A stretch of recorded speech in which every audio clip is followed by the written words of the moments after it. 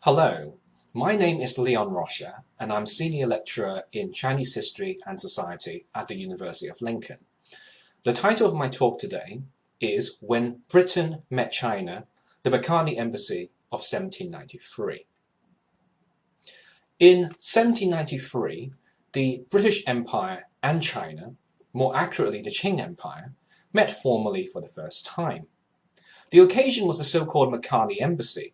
So George III sent Lord Macartney to Beijing, sponsored by the East India Company, to the court of Qianlong Emperor to negotiate a trade deal that would address Britain's trade deficit with China.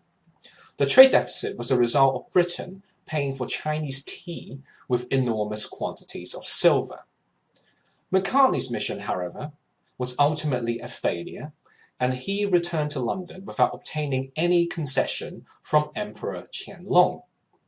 The reasons for Macartney's failure and its consequences had continued to be a matter of intense debate among historians, and that's what I'll be talking about today. Many Europeans had contact with China over the centuries.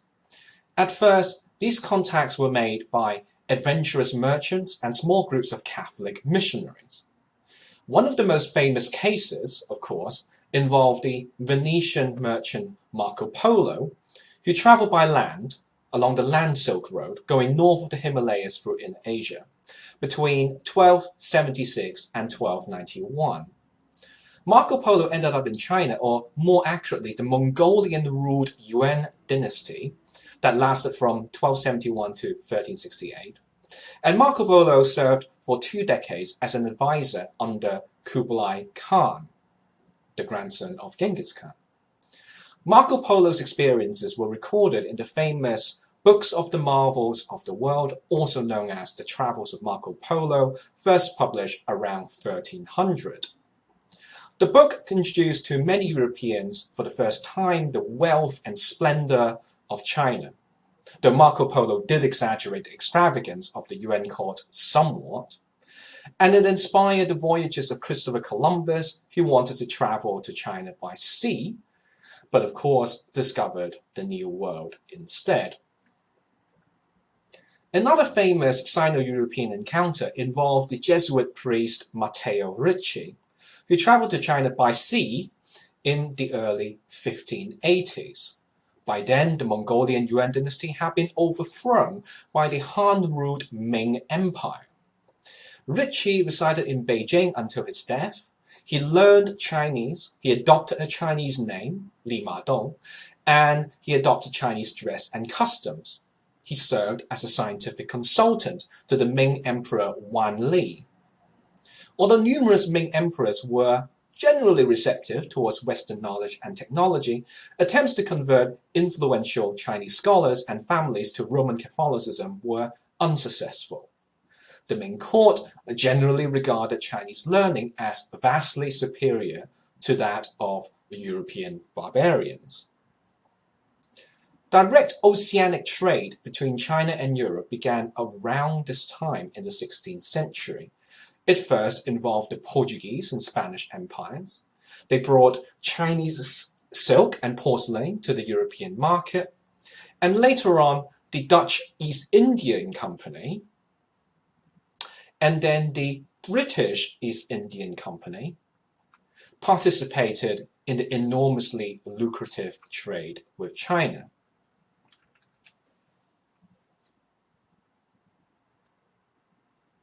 What I have on the screen here is a map on trade in silver and other commodities from 1650 to 1750.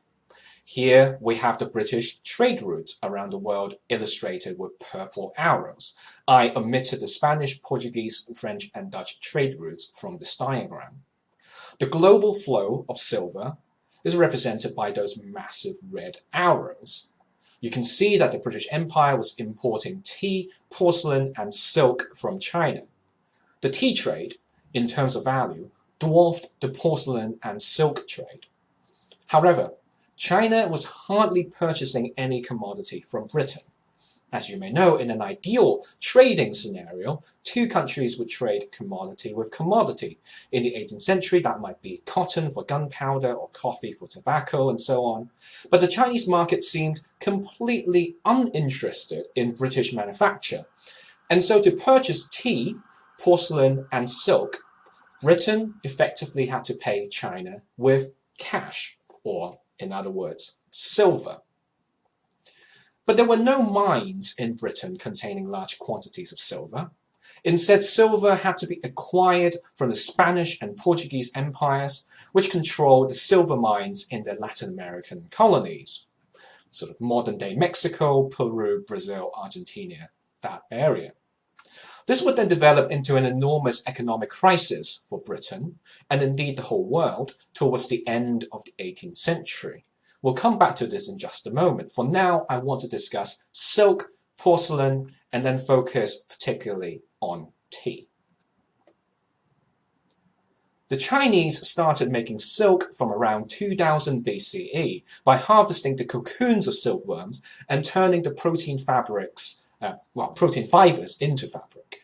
This ancient Chinese technology reached a climatic level of craftsmanship and sophistication by the 18th century, and would then decline in the 19th century when cotton began to dominate global textile production. The mass manufacture of porcelain, on the other hand, China with a small c, probably began around 500 CE in southeastern China. In the 18th century, porcelain technology was significantly more advanced compared to European earthenware and stoneware. Chinese porcelain was smooth, light, translucent, thin and delicate, with exceptionally skillful decoration and glazing. And the Chinese achieved this because they had a special kind of soft white clay called caldonite, which have very different chemical composition and properties compared to red clay that was used in, say, Staffordshire pottery. Moreover, Chinese kilns operated at much higher temperatures, about 1400 degrees Celsius, compared to their European counterpart, maximum 1200 degrees Celsius. And high temperatures were very, very labor intensive to maintain and involved constantly burning large amounts of fuel. Europeans started to copy Chinese porcelain from the mid-17th century, with Delftware from Delft in the Netherlands being especially popular. Here are examples of Delftware. These are porcelain vases for tulips, of course. And this is Royal Delft porcelain. By the 18th century, craftsmen in Britain, in Liverpool and Bristol particularly, began to copy Delftware. In other words, a copy of a copy, and the results were Liverpool Delft and Bristol Delft. Now, tea came from the tea plant, or from Camellia sinensis.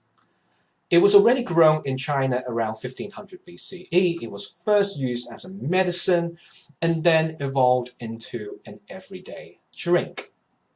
Tea plantations were mostly found in southwestern and eastern China, and by the 17th and 18th century, China had mastered cultivation techniques and was able to produce a large variety: white tea, yellow tea, green tea, and black tea. Now, the varieties were simply the result of picking tea leaves when they were young or wilted, as well as post-harvest processing like oxidation and fermentation. Most importantly, China enjoyed the global monopoly on tea, which continued until around the mid-19th century, when the cultivation of tea began in India under British rule in places like Bengal, i.e. Darjeeling, and Assam.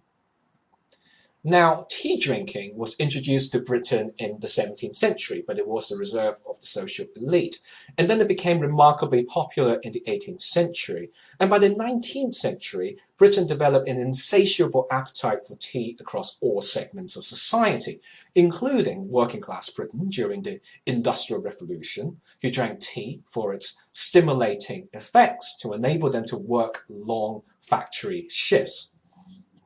On the screen here, I'm showing you a painting now preserved at Tate Britain. It was a so-called conversation piece by William Hogarth. And of course, everyone in the painting, as you could see, was sitting around having a cup of tea.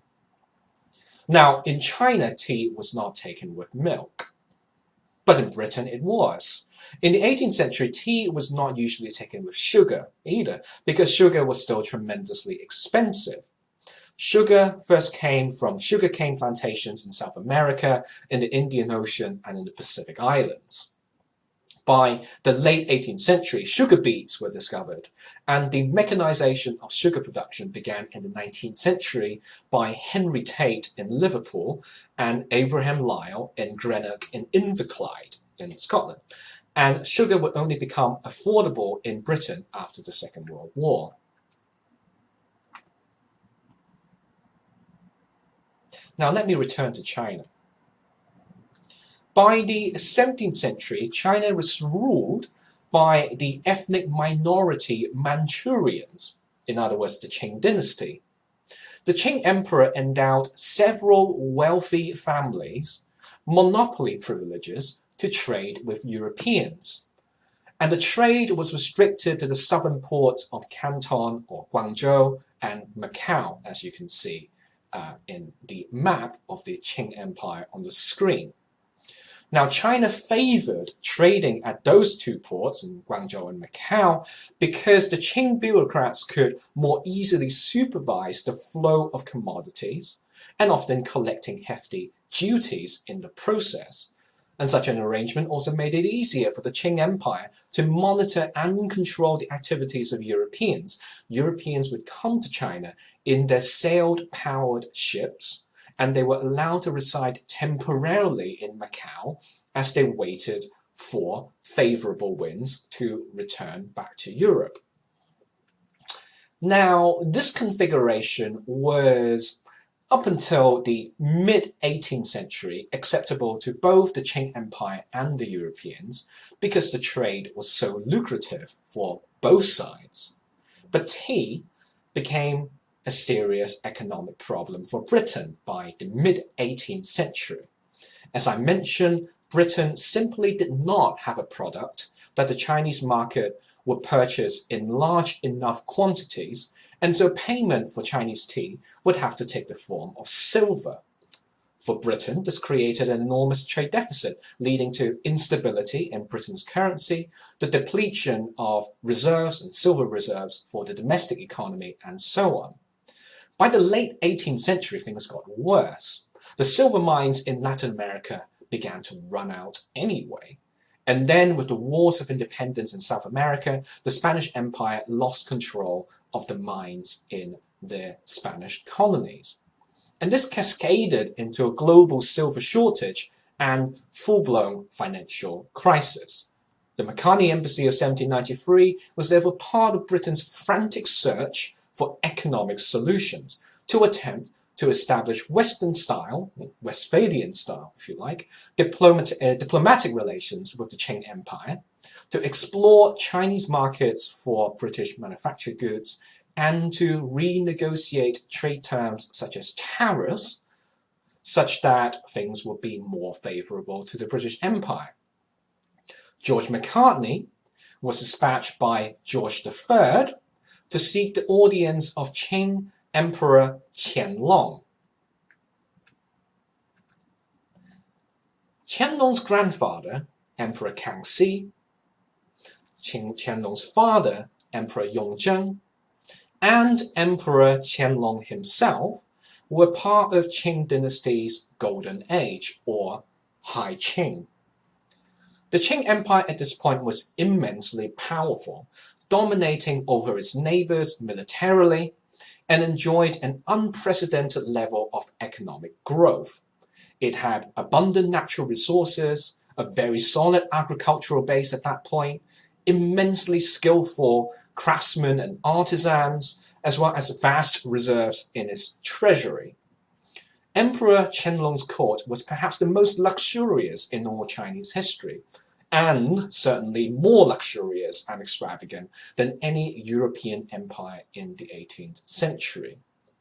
George III wanted Lord Macartney, a diplomat who also served as a colonial governor in Grenada and in Madras, to convince Qianlong to open up northern port cities to British traders, to allow British ships to be repaired in Chinese territories, to have custom duties removed or at least partially reduced, to persuade China to buy more British manufacture, and to grant Britain some form of permanent diplomatic representation in Beijing. In other words, setting up a permanent embassy. Macartney arrived in China with a warship with a retinue of 85, an artillery of 50 redcoats, and to sweeten the deal between the British Empire and Qing Empire, Macartney brought 600 packages of magnificent gifts and British manufacture, valued at around £20,000, roughly equivalent to 1.6 million in terms of today's purchasing power. The presents would require 90 wagons, 40 barrels, 200 horses, and 3,000 coolies to carry all the way to the Forbidden City. But Macartney's mission ended up being an abject failure. Why?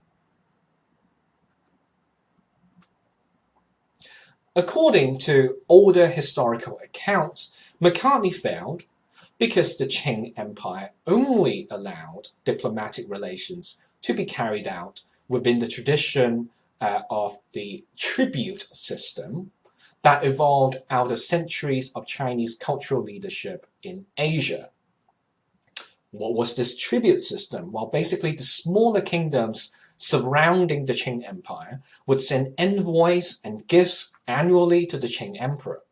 The visitors will have to perform a series of kowtowns, i.e. 3 kneelings and 9 prostrations, to indicate their submission in exchange for privileges in the capital of Beijing, in exchange for recognition of their rulers, and avoiding Qing military aggression.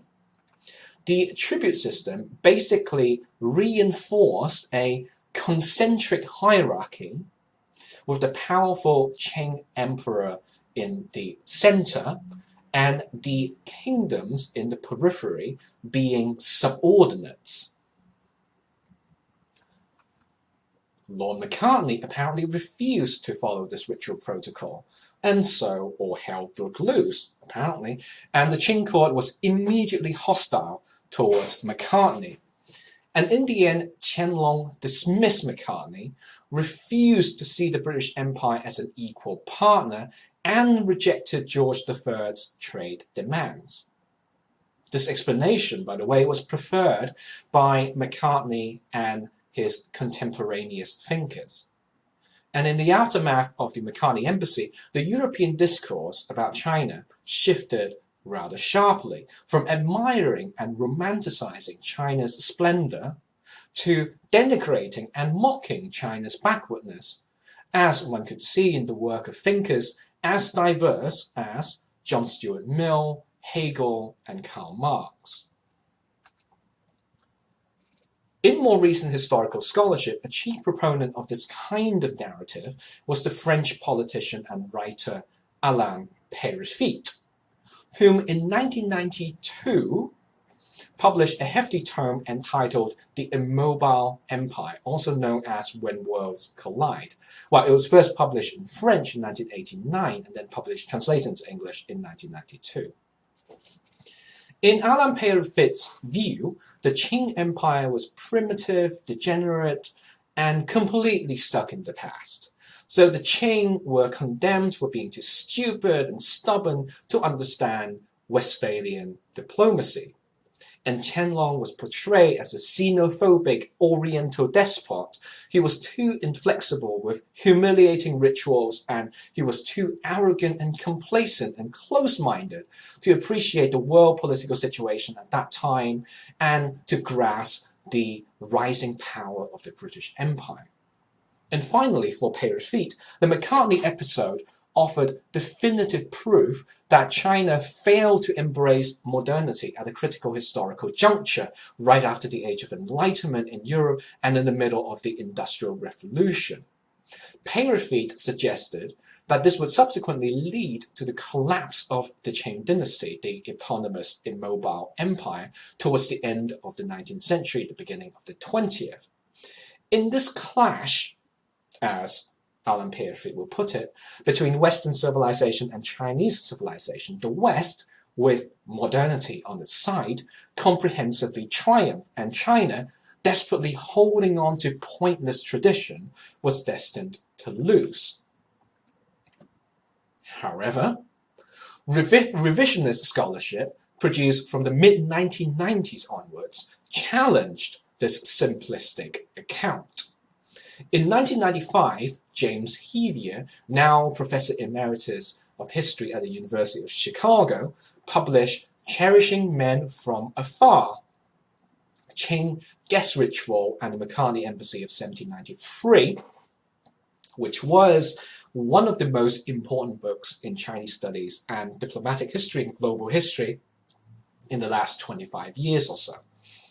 James Heavier argued that earlier works, such as Alan Peyrefitte's The Immobile Empire, was guilty of Orientalism, presupposing that European-style international relations was modern and that Qing-style diplomacy was primitive, as well as giving too much credence to the self-serving stories that were told by Macartney and his contemporaries in order to shift the blame onto the Chinese.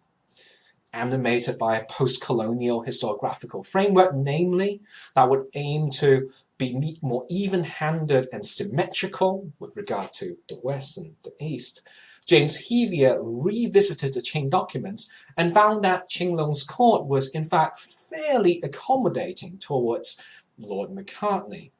It was true that Macartney refused to kowtow, but he was allowed to follow his own kind of ritual, namely performing genuflection on one knee. In James Hevier's rereading, ritual was very important in the Qing dynasty, but Qianlong's court was not as rigid and inflexible as previous scholars had suggested. Ultimately, Qianlong was just really unimpressed with what George III and Macartney demanded, and so there was no deal between the two empires. No deal in this context just meant maintaining the status quo of Sino-British trade. It is worth pointing out that Hevier's book, which won several accolades in the field of Chinese studies, also sparked perhaps one of the more ill-tempered debates on post-colonial theory, its role in the study of Chinese history, and interpretation of Chinese primary sources. In the 1998 issue of Modern China, the historian Joseph Escherick, now Professor Emeritus at University of California, San Diego, launched a scathing attack on Hevier's book.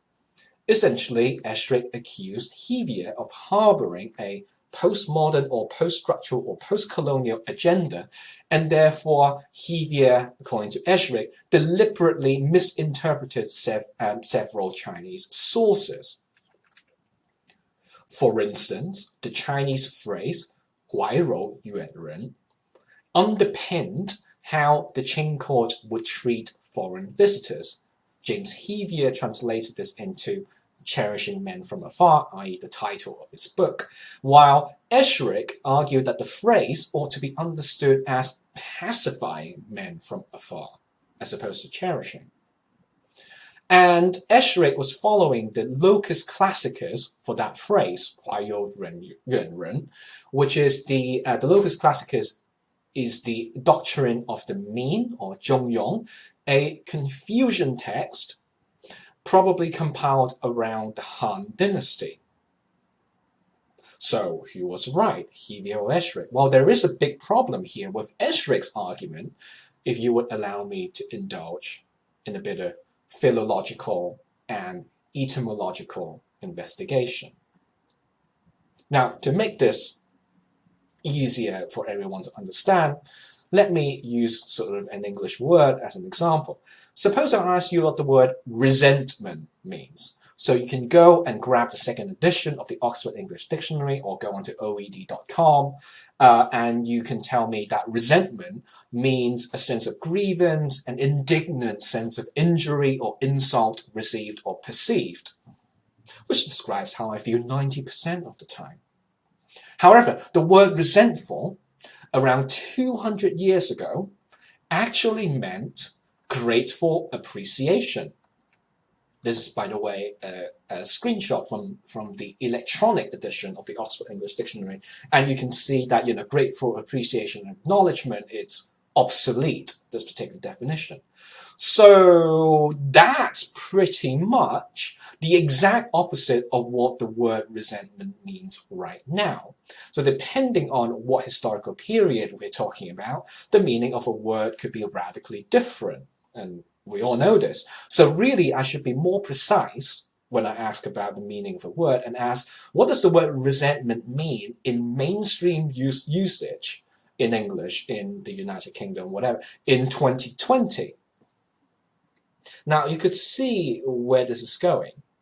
What Joseph Esherick did was to assume that the meaning of the Chinese phrase 怀柔远人 remained static between the Han Dynasty, when the doctrine of the mean was compiled, and that was the locus classicus that Joe Esherick used in his translation of the meaning of the phrase 怀柔远人, and the Qing Dynasty. So he assumed that the phrase meant the same between the Han Dynasty and the Qing Dynasty, i.e. over a period of 1,500 years. And that was simply not true. According to James Millward, professor of Chinese history at Georgetown University, to truly understand the usage of the term 怀柔远人 at the time of the Macartney embassy in 1793, be very, very precise, one would have to appreciate that the Qing Empire was multi-ethnic and multilingual. The ruling elite was the ethnic minority Manchurian people, and they spoke Manchu as their first language. The ethnic majority Han Chinese, who were the ones that were ruled by the Manchus, they spoke numerous variations of Chinese, with Mandarin, which is a sort of like a northern dialect, if you like, of Chinese, being the language of the court, the language of the Mandarins, hence Mandarin.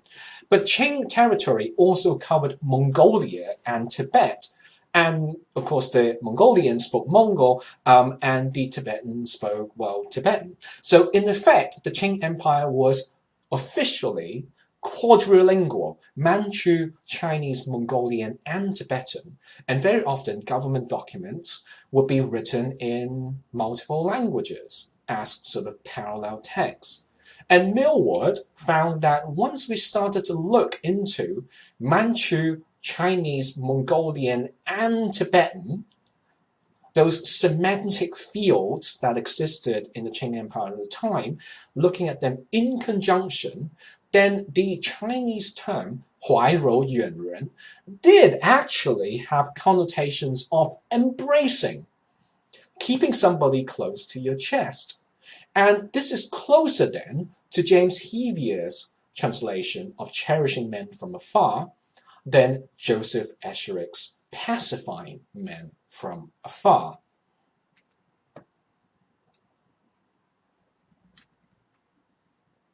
Following James Hevia, more scholars have revisited different elements of the Macartney embassy, and here I will just discuss two scholars. In the mid-2000s, Maxine Berg, who's currently Professor of History at the University of Warwick, studied in great detail the gifts, the manufacture, the objects that the British brought to Emperor Qianlong. Remember that the objects were not only meant to be a sweetener for a British Qing Empire trade deal, but they were also supposed to showcase the fineness of British products to persuade the Qing Empire to buy British. But Maxine Berg found that the approach taken by Macartney and his team was disorganized and even cavalier.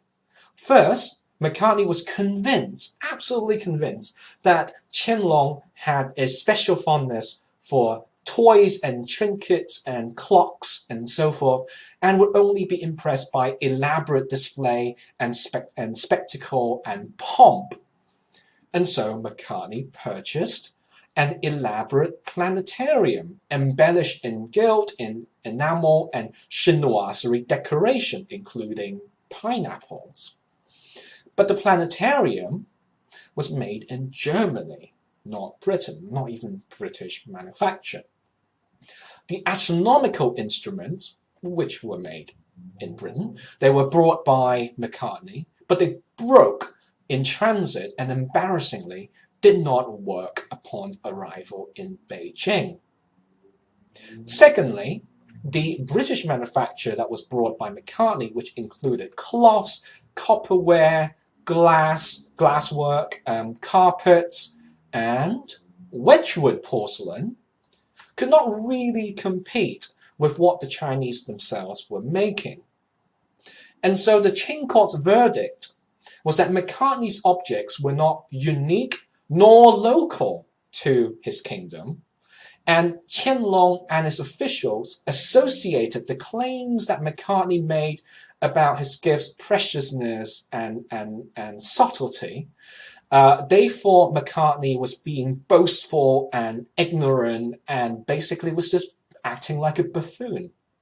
And therefore an argument could be made that even if Macartney were to conform to Qing ritual exactly and he kowtowed to Emperor Qianlong, the embassy would still fail because Macartney simply did not successfully persuade the Qing Empire that Britain produced useful and high-quality objects that were actually really worth importing. The latest twist in our Macartney saga comes from Henrietta Harrison, Professor of History at the University of Oxford. In her 2017 article, The Qianlong Emperor's Letter to George III and the Early 20th Century Origins of Ideas about Traditional Chinese Foreign Relations, which sounds like a very sort of unremarkable title, but actually it was a remarkable article published in the American Historical Review, and it is open access, so it is, I would encourage you to read it. It's well worth reading. Henrietta Harrison reviews two remarkable findings in her paper. First, by re-examining a wider range of Qing archival documents, Henrietta Harrison actually found that Emperor Qianlong's rejection of the Macartney embassy was primarily because Qianlong saw the British as a profound security threat. The Qing Empire was very anxious and very aware of the British Empire's global expansionist ambitions. And in fact, even before Macartney left Beijing, Qianlong already ordered the reinforcement of defenses along the Chinese coastline in case Britain escalated a trade mission into all-out war. Second, Henrietta Harrison discovered that early 20th century historians and archivists working in China, so the Chinese are working in China, they were also responsible for the familiar interpretation of the Macartney embassy as being primarily about ritual and the kowtow. After the Qing dynasty was overthrown in the 1911 to 1912 Xinhai Revolution, and the Republic of China government was established, there was a wider politically motivated project to use the Qing archives to produce a history of the Qing dynasty that would discredit the Qing dynasty and would legitimize the birth of a new modern Chinese nation, the Republic of China. These Chinese scholars published editions of Qing historical documents, and when it came to the Macartney embassy story, these Chinese historians in China and archivists, they consciously highlighted the archival materials on Qing ritual protocol and Macartney's refusal to kowtow. And they de-emphasized or even omitted the correspondences and the edicts that would demonstrate Qianlong Emperor's nuanced and balanced understanding of the British Empire's military ambitions. And these editions, these early editions of Qing historical documents produced by these Chinese historians in China, would then shape the interpretation of the Macartney embassy for generations of historians inside and outside of China, until the pushback that sort of arguably began with James Hevier's Cherishing Men from Afar, published in 1995.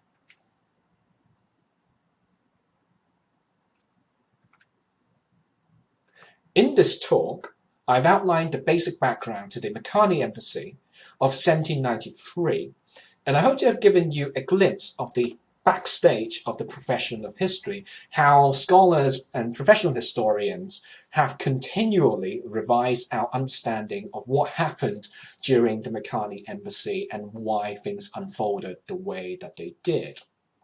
I'll end by talking about what happened after, in the aftermath of the Macartney Embassy. The British Empire did find something that the Chinese was interested in buying in enormous quantities. That commodity turned out to be opium. Poppy plants were easily cultivated in Bengal, which was under the rule of the British East India Company, and opium became a highly desired product in the Qing Empire. It helped Britain to rebalance its trade deficit and made a whole load of money. By the late 1830s, opium became so popular across all segments of Chinese society that there were an estimated 4 and maybe even up to 15 million, 4 million to 15 million opium addicts in the Qing Empire. The Qing Emperor Dao Guang, 1782 to 1850, so he reigned between 1821 and 1850, and Qing Emperor Dao Guang was the grandson of Emperor Qianlong. Dao Guang saw the widespread social destruction that was brought by opium and attempted to ban opium trade once and for all. Queen Victoria, who of course was the granddaughter of George III, then declared war on China to enforce Britain's right to free trade.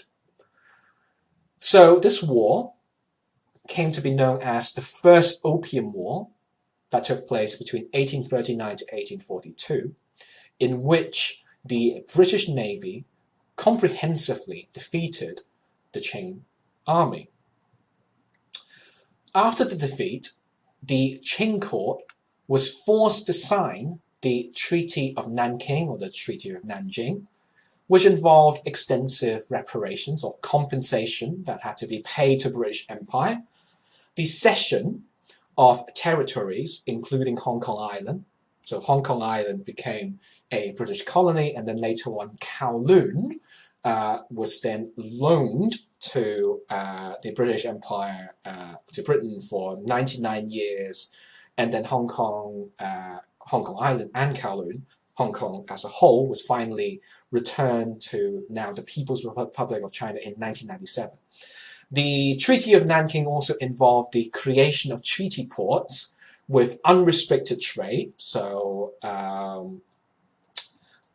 Macartney finally got, and George III finally got what they wanted through the Treaty of Nanjing, which would happen decades later when Queen Victoria declared war on Qing Empire.